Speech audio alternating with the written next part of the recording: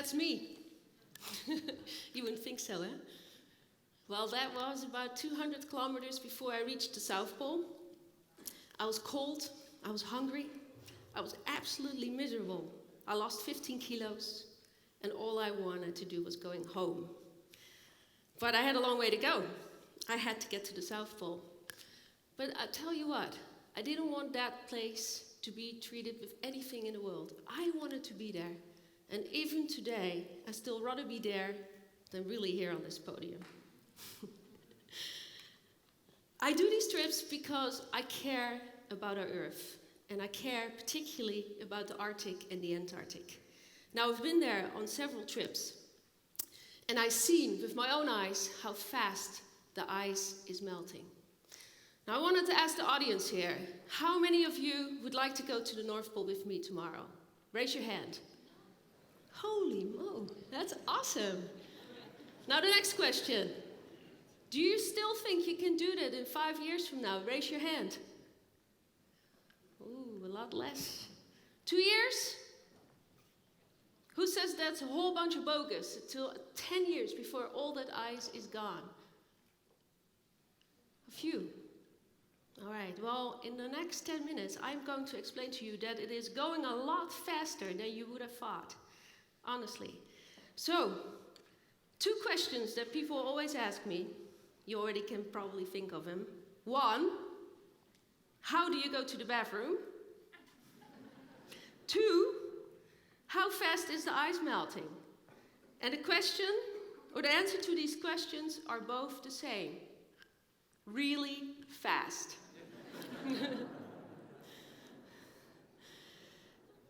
I'm going to take you with me on a journey 126 years ago to this guy, George DeLong. You probably never heard of him.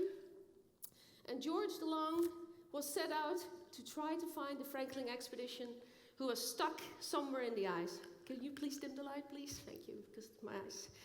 And he set out to go to San Francisco through the Bering Strait to Wrangel Island. And on Wrangel Island, he thought that the North Pole would extend, or the Wrangel Island would extend to the North Pole. He says, that's pretty easy. I'll just get in my boat, I'll let it freeze, and then it just goes around the North Pole, and then I just get off my ship and walk. Well, it didn't really go like that for George. What happened was that in the summer of 1888, the ship fell over its side, it groaned and it moaned, and then it disappeared in the dark, deep Arctic Ocean. Really sad. Got this thing. Okay. Sorry. There's George. George wasn't too happy. He got on the ice, he stuck out his tongue, and it immediately froze to his beard. It had to be sawed free with a knife. Can you imagine? 41 degrees below centigrade. Now that's not so uncommon. I mean, I've had temperatures like that. But that day was a day in the middle of June. For the next 3 months, George is pushing with his crew up and over through these ice ridges, 900 kilometers till they find land in Siberia. This is where they reached the Lena Delta. They got there, they were utterly exhausted. They had frostbite, they had scurvy, and they were all going to die. George DeLong rationed his crew 4 biscuits, 2 lumps of sugar, 1 tablespoon of lime juice. And when that ran out, they ate the packs of their straps, the soles of their shoes, dipped in lamp oil, and then they continued another 10 days to survive on 1 tablespoon of glycerine, swallowed with willow tea. What a diet, huh? That's what I thought. I had it better than that. George was the last one to die. No help came in sight. And unfortunately, we never really know how he felt.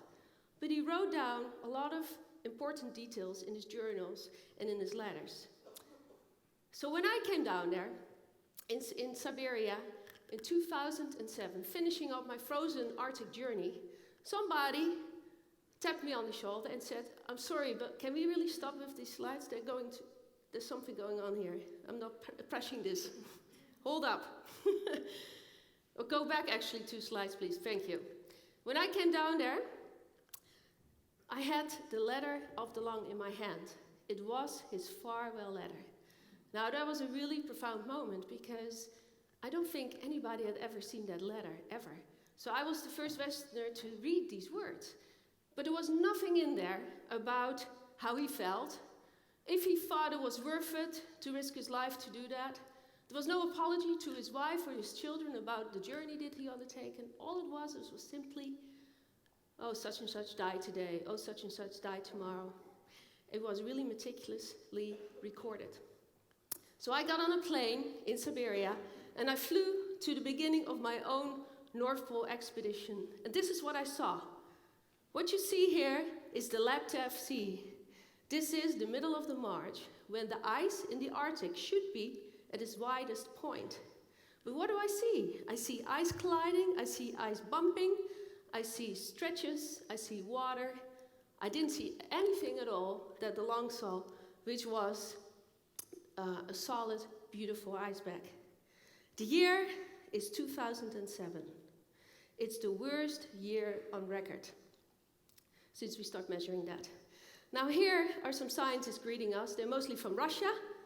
They probably had run out of vodka because they were very groggy. And they asked us, get us out of here. We don't want to be here anymore. For 2 weeks, they were confined to the tents because the wind on the North Pole had increased to 100 kilometers per hour. And they wanted to get out of there. They said they were spinning so fast on this ice that they were actually getting seasick. Now, they also said that the ice was only 40 centimeters thick. 40 centimeters is nothing. Normally, in a very good Arctic year, you have ice that's about 1 meter to 2 meters thick, but 40 centimeters is really not what we want. So we started our own North Pole expedition. We are taking a GPS to get our bearings, but the ice was set into motion a long time ago. It was going around and around and around, and our GPS could not find the coordinates to give us a message of where we exactly were. So 2 hours later, we came back to the same point as where we started. A horrible feeling, but that wasn't enough. At night, we would be so happy to have done 15 kilometers a day, and while we were sleeping, we would drift back 25 kilometers to the south and 3 kilometers to the east. Each day, it would be like that. So we were actually moving further away from the North Pole than we were getting closer. We were moving back to the same place that we started. It's very, very demoralizing. This is what we were looking for. This here is multiple year ice. This is good ice. This is the ice that anchors the Arctic snowpack. This is the ice that the polar bears like. This is the ice the walruses like. They can rest on it. This is ice that is about 4 to 5 years old. But since 2009, there's none of this ice anywhere in the Arctic. Where is it? I'll tell you in a moment. This is how we do these trips. It looks brutal, eh? It's a great workout. It's good for your abs. You pack your sled with everything you need, some cooking gear, some tents, some food, and then you just pull it as far as you can. These sledges weigh between 60 and 80 kilos. They're not very light, so you need to be very strong to do it. And this is a good day on the ice. This is not so good. As you get closer to the North Pole, there is something else coming in. It's called the transpolar drift. It happens around 88 degrees, and the pole actually pulls the ice away and creates these huge giant cracks. And you have to negotiate these cracks. You have to literally step over them. And sometimes you're not so lucky. Then you have to run for it. Like here I'm taking a picture, and the ice underneath my feet is opening up. And I'm really in a dilemma what to do. So I just put away my camera and run across as fast as I can. They say that Arctic expeditions is as dangerous, or more dangerous rather, than climbing Everest. Now I've done both, so I can really speak with authority. I think this is very dangerous. This here is what you don't want to do, but you end up doing all the time if you go to the North Pole today. Because there is not enough ice. You have to put on your suit. You have to completely put it over your clothing, under your boots, over your gloves, and then you jump in that ice-cold water. Have you done in your life something that you never want to do before? This is one of them. You just have to do it. You hold your breath and then you focus. You get to the other side. And then once you jump in that water, all you can think of, did I really close my zipper?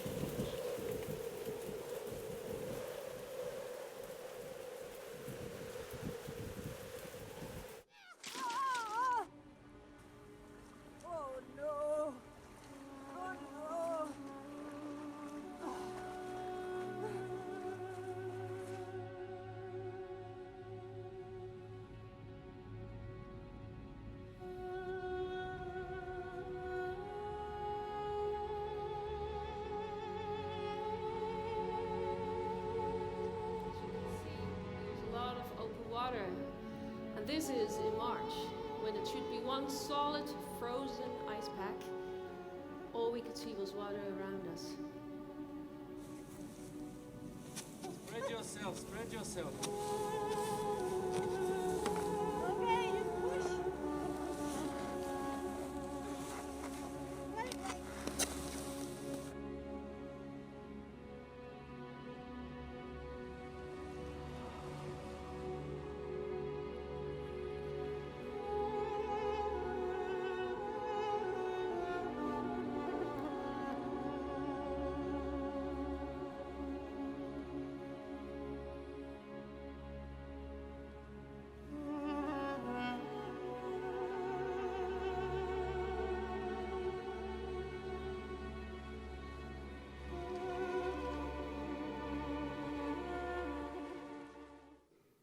But then you're at the top of the world.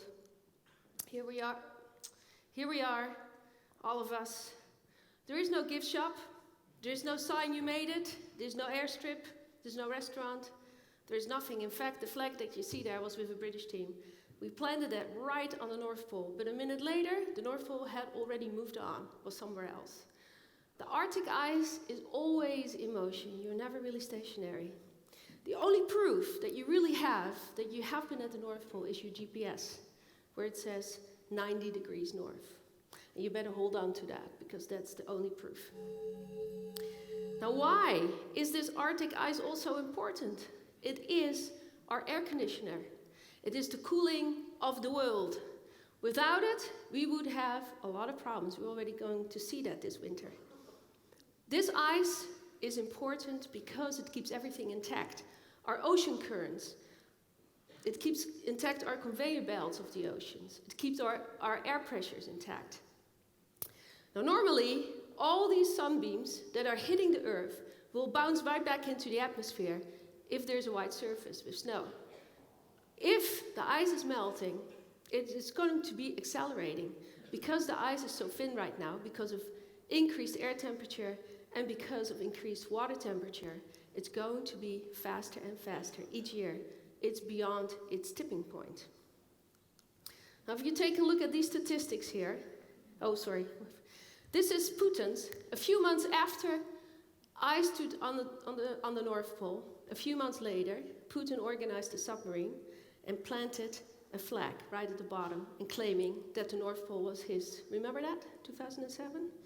That mobilized Canada to immediately get all their navy to the Canadian Arctic, and as well as Greenland, to declare sovereignty. Now, he could have never done that if it wasn't for 2007, because 2007 was the worst year on ice. If you look at this animation, you see the ice is constantly moving, but it's completely ice-free around Russia. So they could have easily just gone with a whole load of ships just to claim the North Pole, just on that. This is a time lapse from 1 year of the year 2007. Now, if you see, the ice is moving through Greenland, which is called the Fram Strait. And that's also where there is a gyre, which is basically a maelstrom where all the ice gets together and gets into an incubator where it actually forms and grows. So it just saves the ice. That's the normal pattern. But since the 1980s, that is just not happening anymore. And we don't know exactly why.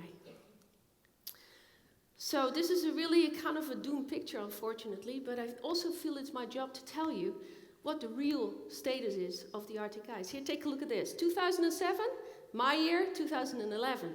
That was then the worst history of ice. Now, 2011 has exceeded that record already.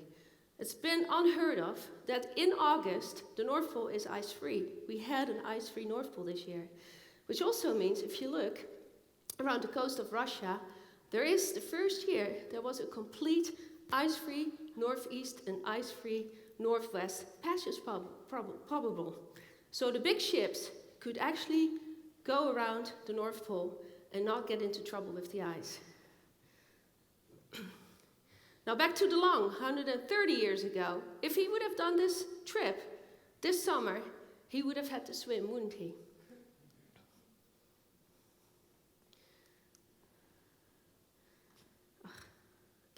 Who owns the North Pole? Real brief. That's 4 countries. It's Russia, 50%, it's Canada, it's the United States, it's Greenland, and it is Norway. They all claim part of the pie. And that is going to be a really big issue in the future, because now the ice is melting fast. What they want to do now is try to claim and get there and get to the resources.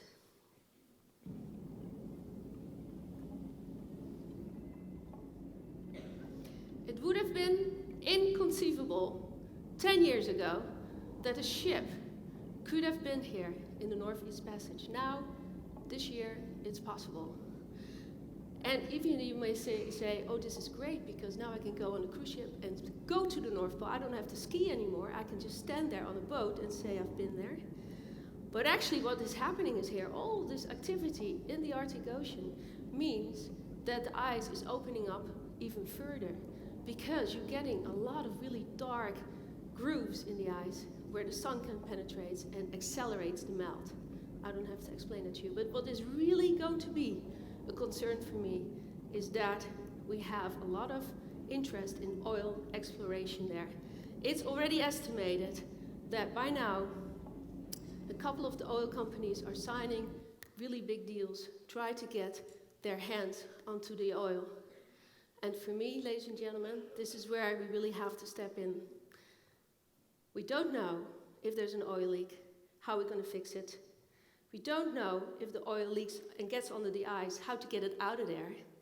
And we don't know if we're going to start building oil platforms, how we're going to move them away once the ice starts growing in the winter. And until we haven't resolved these questions, then I think we should keep our hands off the North Pole, because it is simply not worth the risk. Thank you very much.